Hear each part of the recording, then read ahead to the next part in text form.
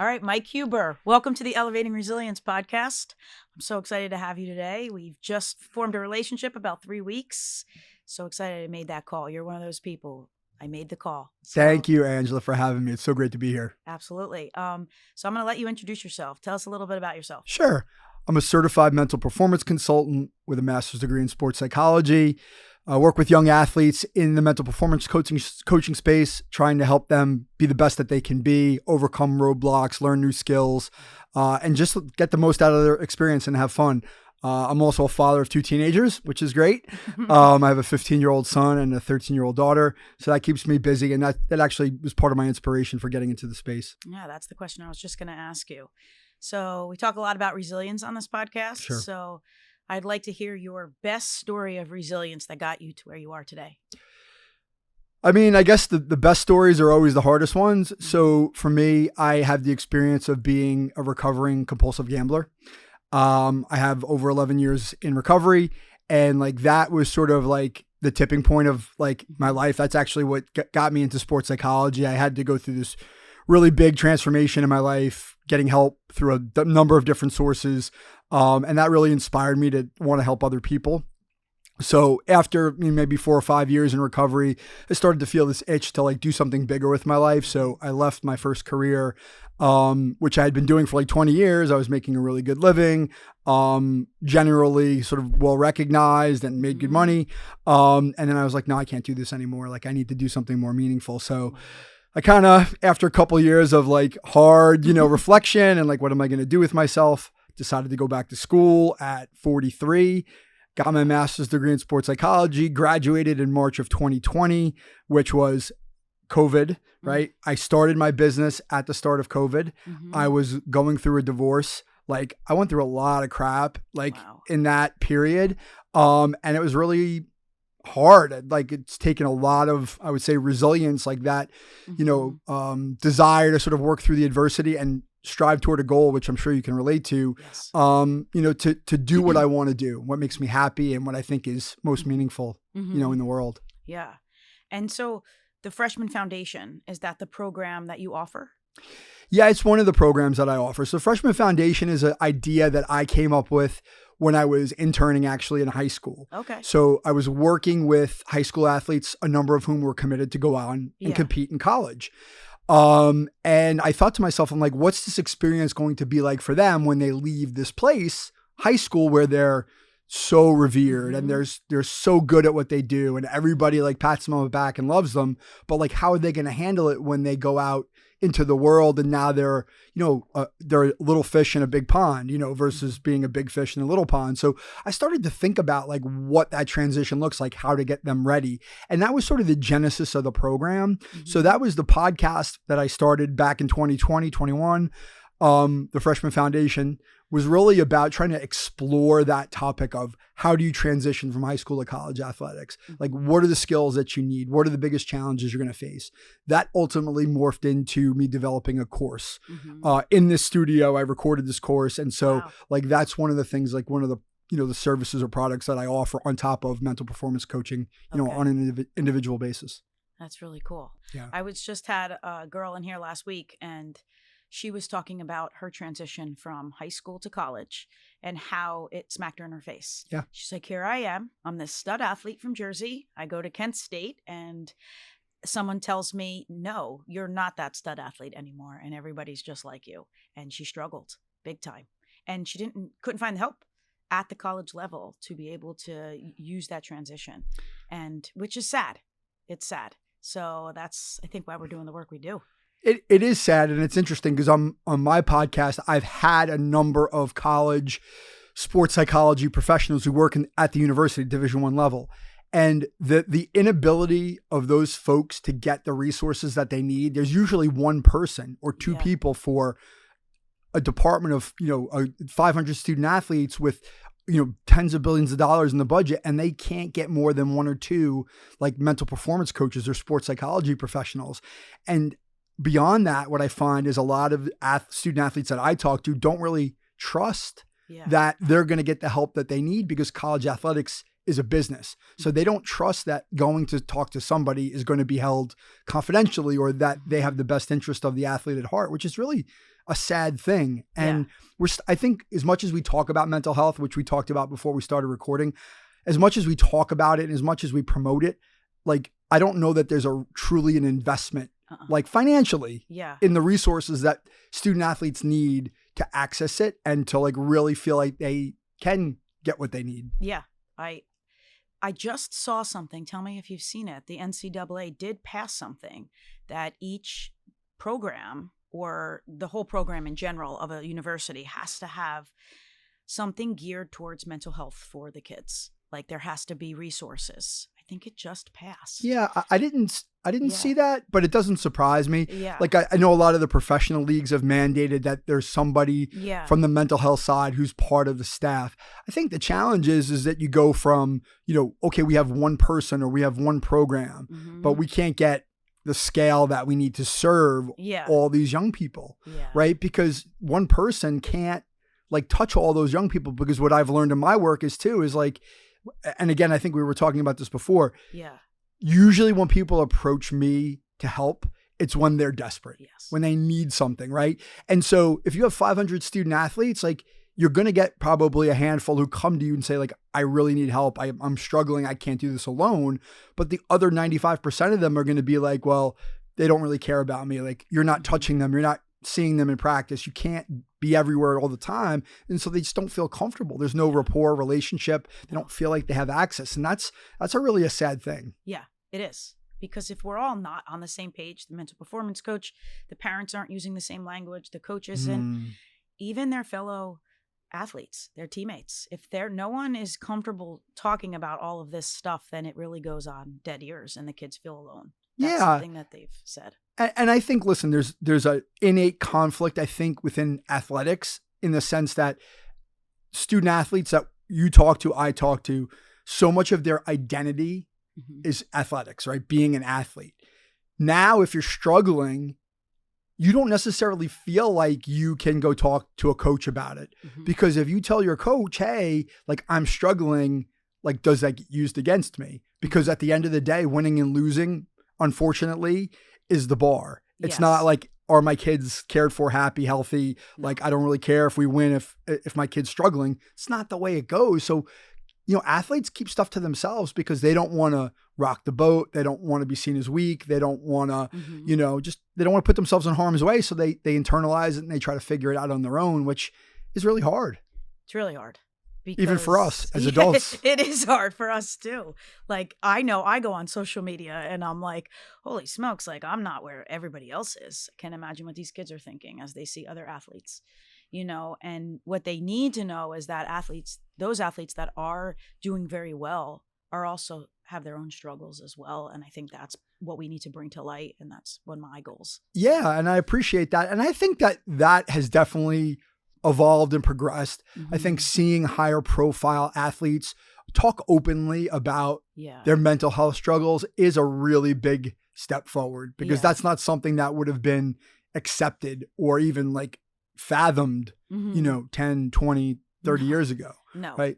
Yeah. We were told to, let's go. That's Suck it up. Suck it up. That's it. Absolutely. And I think there's a level that if your athlete trusts you, you can say, let's go, suck it up. But there has to be a conversation to why that's happening. And that's what needs to happen more of. Like, we need to explain the why to them. And then I think a kid would do that. They would suck it up. They would say, okay, I'm struggling today. I'm going to give you 50%, and the coach would understand that. But we need to make those conversations happen more often. And what do you see, like, in your work with these kids, like, one of the biggest struggles that they have? I mean, I think it's just that. I think it is opening up and trusting adults, right? So, like, one of the things I really try to make clear when I start working with a young person is, like, this is your process. Like, I'm just here to guide you, help you. Like, I'm not here to tell you what to do, which I think is really baffling for a lot of young people, because they're just so used to adults, like, giving them directions. Go do this, right? They don't want to ask questions. They don't want to speak up and say, like, hey, Mike, this isn't working for me. Like, it's great for them to be exposed to that. But I think a lot of times it's just like, give me the answer. And Mm-hmm. I don't really, that's not my job. My job is not to give them the answer, but I think they struggle with it, particularly males. I think Mm-hmm. young women, and I've started working with more young women, which they tend to be, and I don't want to be stereotypical, but tend to be much more open in the process, which I love. Like, that's why Mm-hmm. I do what I do. It's really hard to help somebody when they're not like engaged or Yes. motivated to speak up and let me know what's going on and ask questions. So I think that's the biggest struggle, is just feeling like, I have agency in the process. Like, they're just not comfortable with it. They want you to Yeah. tell them what to do. So when you work with the kids, and something I find is like explaining to them that when you want to be a better hitter, you go out and swing the bat more. When you want to talk more positively about yourself, then you need to do the drills to do that. And so I have a couple clients that it's like, okay, we've got to put this work in every day. And that work always goes to the side before anything else. Oh, How do we change that? What would you say? it's probably my biggest struggle, actually. It's something I have been thinking a lot about pretty recently, in the sense that, like, the marginal value of an additional minute or an hour of physical training. Like, you spend so many hours doing physical work, like, at a certain point, like, you're not really getting anything back on it. It just makes you feel comfortable that you're doing something. Yeah. Right. So, like, I think it's up to us to articulate the value of what we're doing and say, like, hey, if you spend 1 hour a week on your mental game, Yeah. like, this is what the transformation is going to be. And I Yeah. think that that's something we struggle with. That's kind of just one of my pet things is, I work in a space where a lot of the people who are in the same field as me are great at what they do. But I feel like the emphasis is on the content, like Mhm. the skills, like, but we all teach the same things, right? Like, Mhm. the ability to kind of show our clients and the athletes, like, this is the transformation. If you just spend 1 hour a week on this, like, it's a game changer, right? But we're not good at that. Like, we're not good at, like, Mhm. talking about, like, oh, this is where it's going to go if you do this. We talk about, like, oh, this is how you change your self-talk, or this is how you visualize, but we don't talk about, like, how that's going to change their lives, Yes. And so, like, if I don't know how it's going to change my life, like, why am I going to invest in it if I'm comfortable doing this thing that I've been doing for 10 or 15 years that has always worked for me? Yes, exactly. You put that perfect. I find that, I mean, I can understand the kids sometimes, because here I try to do it as well. It's like, get up in the morning. Let's, set up this routine. Let's Yes. stay consistent with it. And I'm a 47-year-old woman, and still trying to do that. So that's why I think it's so powerful to bring this to these kids and change the culture of athletics in Yeah. that way, because they need it for the rest of their lives. Yeah. It's not just about going and performing on a field. Yeah. It's truly about being prepared for what life throws at you. Yeah. And I think you put your finger on something, really valuable, because we're the same age. Mm-hmm. And, like, I still struggle, Yeah. Days when I get up and go, like, why am I doing all this? Like, why am I working so hard if I'm not getting the return on investment? And I think one of the things that I try to communicate to the kids that I work with is, like, you don't have to do any of the things that I'm telling you, right? It's your life. Like, I'm not there. I'm not in your head. I'm not living your life for you. Mm-hmm. But you have to understand that there's a consequence to doing or not doing something, right? And you have to be able to make that choice.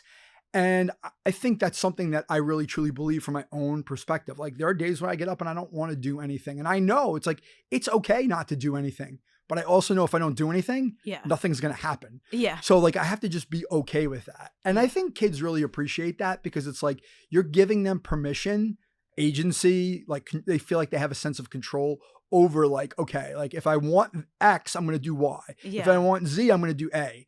Like, but they have now choices. It's a decision-making process.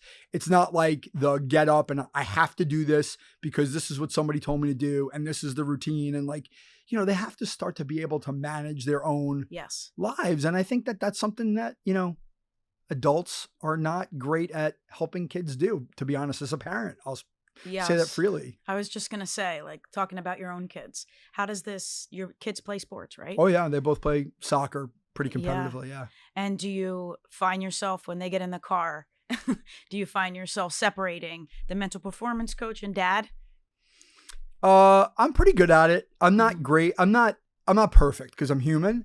But I am really mindful of the fact that I can do a lot more damage than good. And I mean, I have an experience. I took my daughter to a soccer tournament about a month ago, and we went out of town in Maryland for like one of the first times she started to travel. She's 13, and she had a really awful game. She fouled someone in the box, gave up a penalty kick like in the first 2 minutes. Then she fouled again later in the game. They scored on a free kick outside the box. So she's like basically like distraught. Like we didn't talk for like 5 hours in the car, and I just didn't say anything because I just knew how much she was hurting. Like there was nothing I could say to make it better, and just let her kind of sit in it because like that's life. Yes. You know what I'm saying? Like I can't fix it for her as much as it hurts for me. And I think that that's really important. I think parents, and I do this too, we want to change things for our kids. We want to feel like we have control and we want to make them feel better, but you can't. They have to settle it themselves. And then once things kind of calm down, it's like, okay, well, what could you have done differently? Like, are you okay? You know, like all those little things to just show that you truly care about them, maybe giving a little bit of advice, but like backing off of it and let them, you got to sit back and just be like, hey, now you're going to go use it and see. And I think parents aren't really good at like being patient and letting their kids fall on their face. Yeah. Well, building their resilience there. There you go. There you go. Right. That's sports. They're in it to do that at the end of the day. Like if you were to say, what is the one thing you want your kids to learn from sports? What would it be? That life isn't fair. Yeah. I mean, life isn't fair, right? No, Like you can, we all go through this, right? Like I work really hard. I show up every day. Like my team isn't that good. Why aren't I playing? Or like, why don't I have, college interest or a scholarship or whatever, right? Like that's just one person's opinion, right? Like I talk about this with my clients all the time. Like just because you're not getting the playing time you want, or just because you haven't been offered a scholarship doesn't mean that you're not good enough. It just means that somebody out there doesn't see what you see, right? And so like, you can't control that. So what can you control? Well, okay. Are you reaching out to those coaches? No. Like, what are you sharing with them? Like, are you working harder? Right. Like, so I think it's from my kids, like, hey, listen, if you want something, you need to go get it. Yes. It's not coming to you. Right. No. Because most of us aren't gifted in the way that we see, we see the 1%, right. And they have the ability levels that, none of us have. And like, that's going to get noticed. But for 99% of the kids, you could be a really good athlete and just look like everybody else. Yeah. So what are you going to do to differentiate yourself? Like, what are you going to do to step forward? And if you don't want it, it's okay, right? It's okay if you don't want to go compete in college. It's okay if you just want to be a student athlete, just a regular student. Yeah. It's okay. But you have to understand too, the consequence of that is like a lifetime of regret if you don't try. Yes. So are you willing to live with that? It's really, fear. It's life. It's life. And you're going to go through so much fear. Yeah. So much fear. And I think that's what sports teaches you too. Like, I know looking back on my career, there were so many fearful times. Can I do it? Will I do it? Can I handle it? And you just take that step. And then as you continue to do that through your life, it's just where you get here. And you can continue to take that step. Yeah. And I relate to that personally, like in terms of like my business, right? Like it's the same idea. Like something that comes up a lot on my podcast, and I've really kind of leaned into it, is the idea that entrepreneurship is much like being an athlete, right? You're taking all these risks, yes, time, money, energy, like your soul, and you're not guaranteed anything back. No. Right. And so like, but you're still willing to go toward it for the outcome that you want. When you don't get it, it hurts because you've given everything to it. Yes. But like, is it better to not take that risk, to not try and just be like, oh, okay, like I'm not going to do anything? Or is it better to like take the risk, not get what you want, and deal with the feelings that come with it? Like for me, like I don't want to feel that regret that I never tried. Yeah.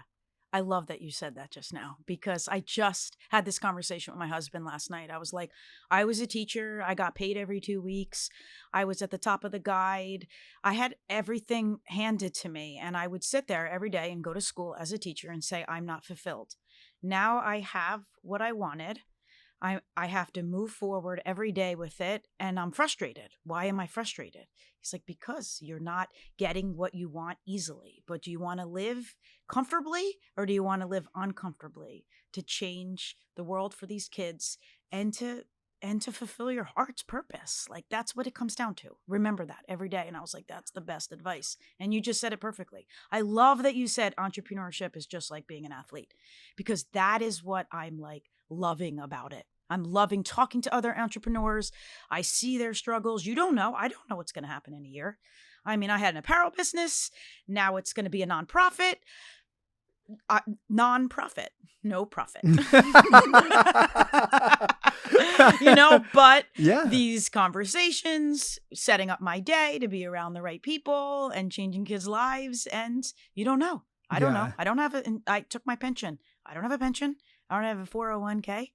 I'm just letting it ride. Yeah. Mm-hmm. Yeah. I think, that's the thing I struggle with sometimes when things aren't going well, but to remind myself that there is a clear purpose behind why I'm doing what I'm doing. Yeah. And if you would stick to that, right? Like whether it's a for-profit, a not-for-profit, if it's coaching or if it's apparel, like if your purpose is to help young people like it is mine, like then I'm doing that, right? Like, and I want to keep doing that as long as I can. So what am I willing to sacrifice to have that privilege? Yes. And that gets lost sometimes when you look in the mirror and you go like, oh, you're not doing really good at this. Like maybe you should just go back and get a real job, and, just go back like everybody else. But then it's like, well, if I do that, I'm probably not going to get the opportunity to make the impact that I'm making now. And so that's what keeps me going. Yeah, same. And I think us having this conversation is this, what I would love to see kids be able to process in their high school,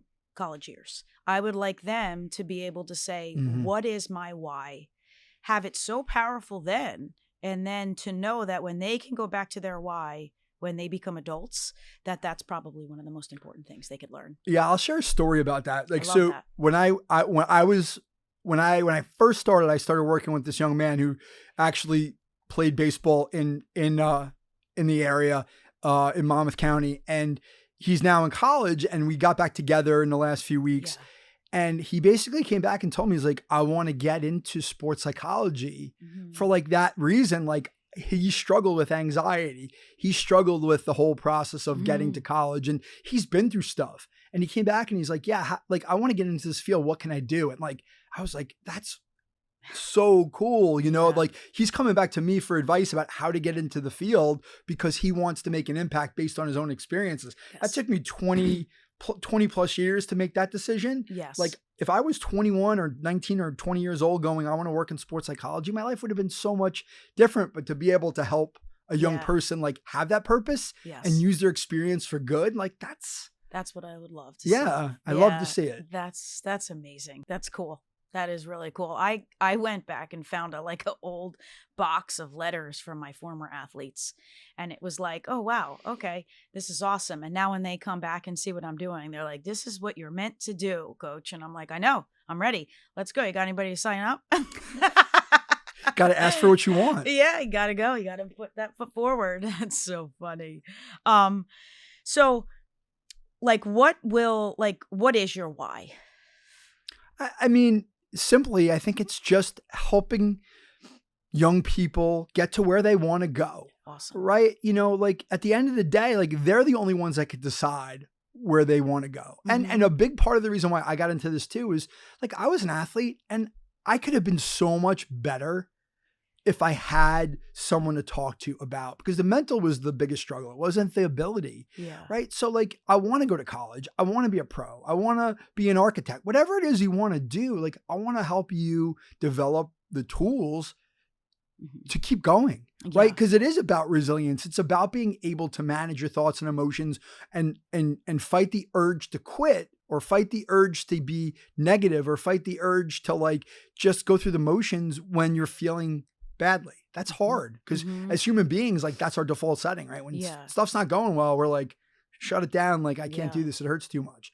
No, let's find a way to keep going forward and be able to be okay with that. Yeah. You don't have to love it. You don't have to feel great all the time. Like, I'm not into like false positivity. Yeah. Positive is better than negative. But like, if you try to be positive when you're not really feeling it, like, it's going to backfire on you, right? Like, can I be neutral about a situation? This is what it is. Like, what do I need to do today? Yeah, it's not going great, but like, how do we just keep moving forward little by little by little and keeping that growth Yeah. mindset. So like, I love that element. And I love being that voice in the conversation between, really it's between like parents and a kid, where it's like, you're sort of the buffer, right? You're taking the edge off. You're not the emotional parent.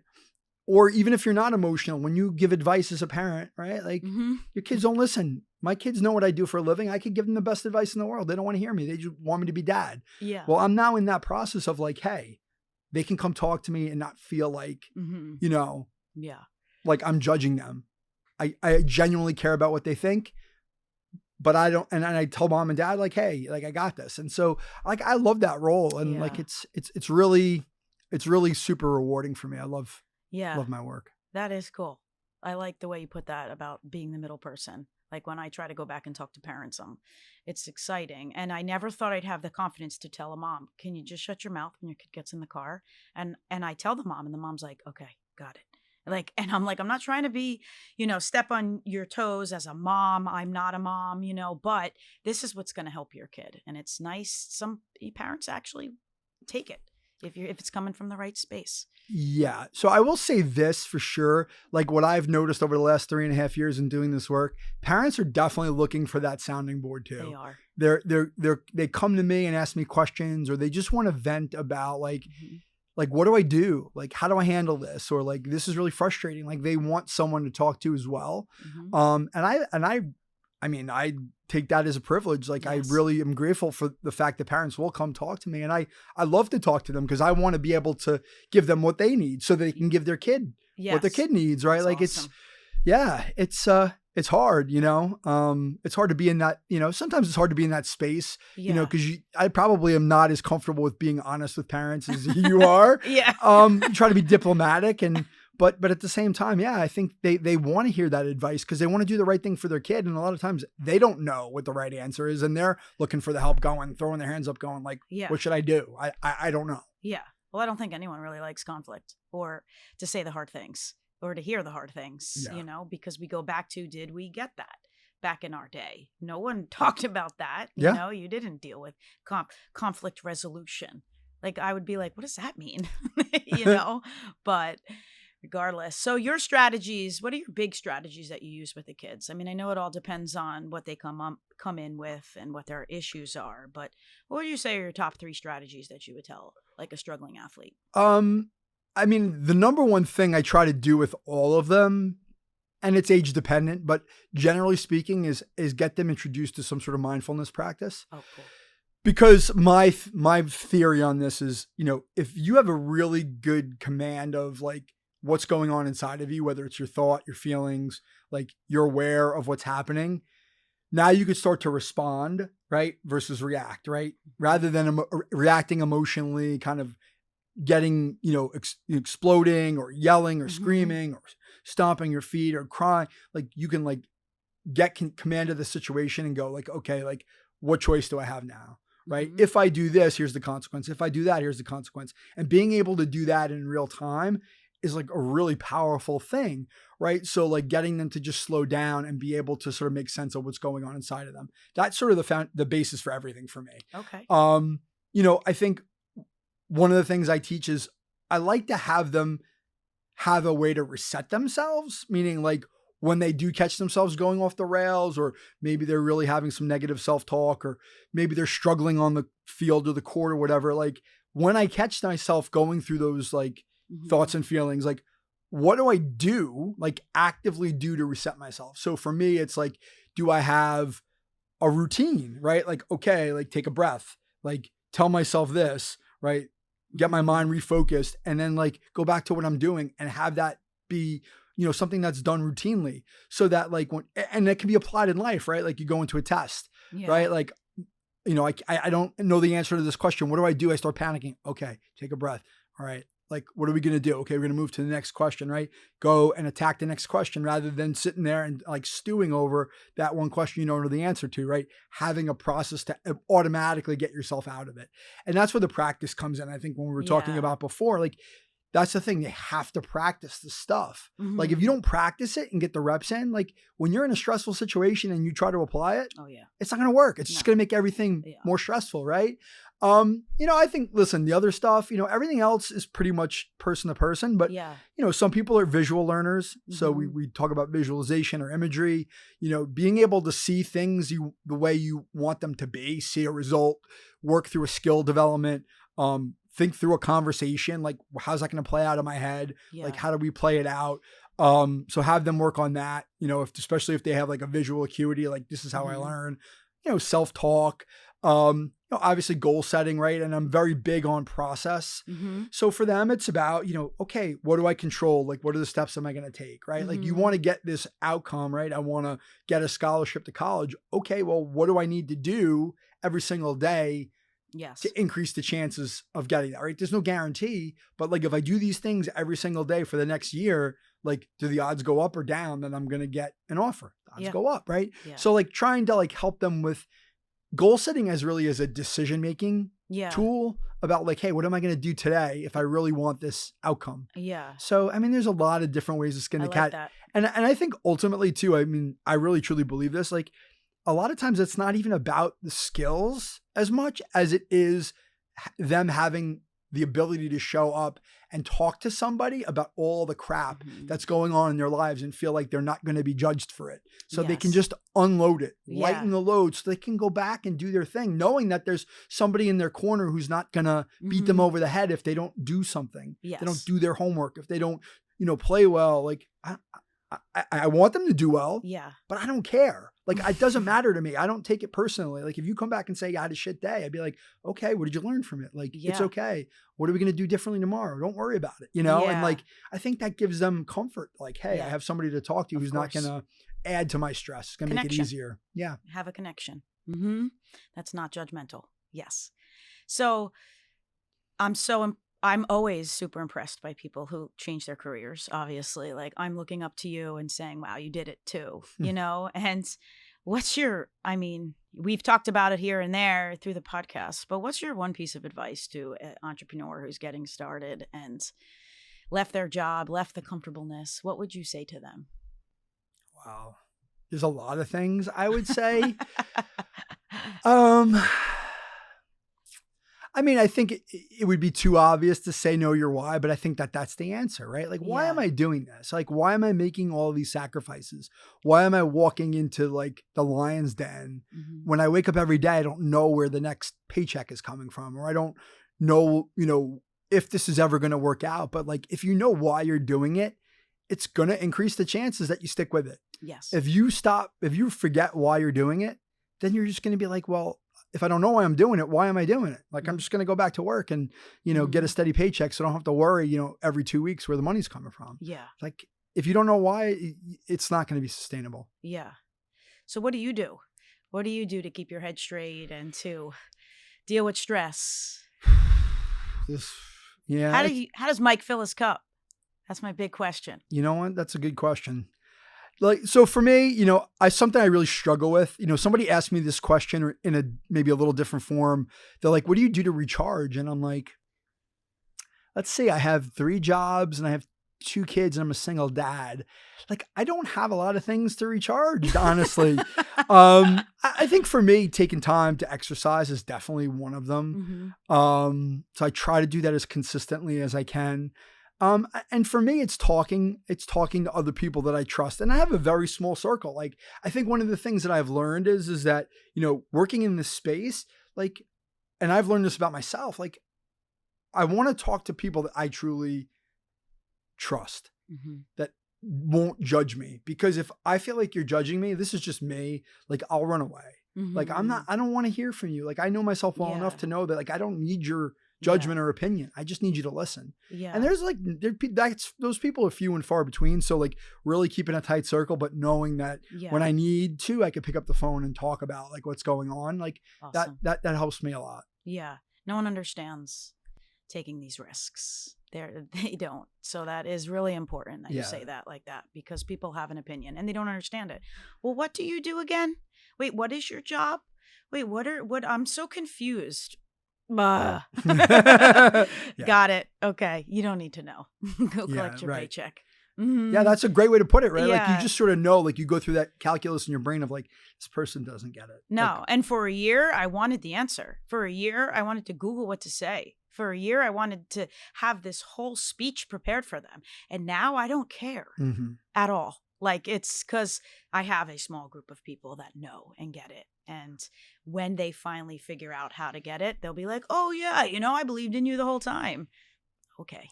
well, I think you put your finger on something else that I would say to those people, right? Like that question, go back, like, what would I say to them? Like, don't care what other people think. Exactly. And that's not that easy, right? Like I still catch myself going like, well, like I'm not successful, or like I need to be, doing this, or I need to be doing better. And I'm like, why do you care? Yeah. Like you're doing this for you. Like you understand why you're doing this. Like that's all that matters. Like nobody else needs to understand it. It would be nice. Yeah. But like if you're expecting other people to understand like what you're going through, they're not. They're not gonna get it. No. So just keep going. Another great lesson for kids. Well, Yeah, keep going. that's a hard lesson for it's kids. A hard lesson. They care so much about what other people think. That their friends, their teammates, social media, their parents. Like they always want to make everybody like happy and think that they're doing great. And like to not care about that's not normal or natural. That takes like effort to be like, okay, I'm okay that I look stupid. Yeah. So last question is, what's your motto? One sentence. It's never too late. Yes. I love that. That's awesome. Very cool. Well, that was fun.